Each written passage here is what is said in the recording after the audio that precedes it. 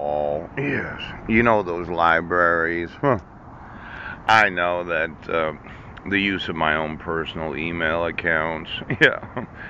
It seems that when I send 2 to 3 thousand emails a day to the Department of Justice, police departments, they think it's okay to issue court orders where there's a forgery of the ex-officio superior court clerk. Yes. There was no actual notice to myself of court hearings or the opportunity to be heard. Yeah. And it's okay that all the information that was provided for the issuance of the protection order wasn't from the petitioner. At least I don't think it was. I didn't see her signature on it, so how can it actually be her, the petitioner, that motioned the court? Now I'm thinking there's some federal felonies in this, and I was reading one of these congressional reports yesterday, and I'll probably get it out when the sun comes up. But it seems to me that any employee of any federal government agency or department that obstructs a citizen's right to contact federal authorities about felonies, yes, they themselves can go to prison for that. Oh, I've been kicked out of the library numerous times because I was too loud. Yes. But I really wasn't. I noticed that sometimes the keyboard doesn't work the way that it should, as if somebody were shorting the keyboard. And then there were times that my emails went to private instead of public. Could you get me 20 miles down underneath every library of the United States?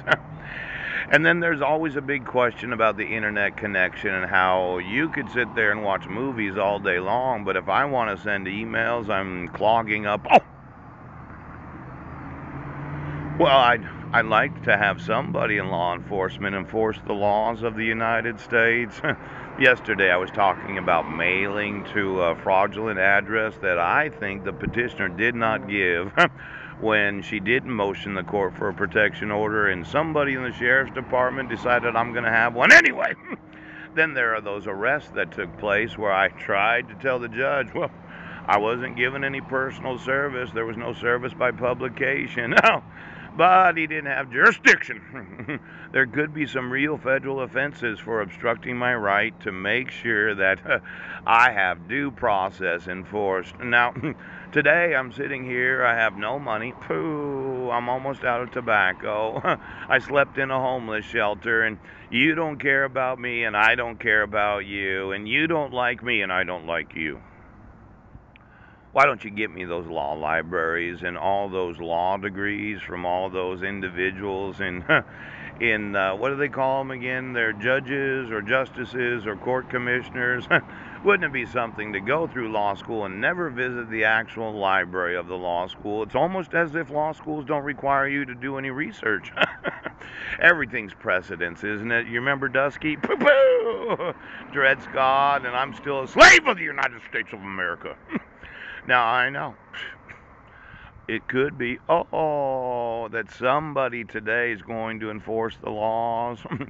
Now, anytime a citizen has knowledge of a federal crime, yes, a felony, you obstructed my use of the federal court system of the United States. And yesterday we were looking at the post office, and they're to blame for all the times I didn't get notice of court hearings.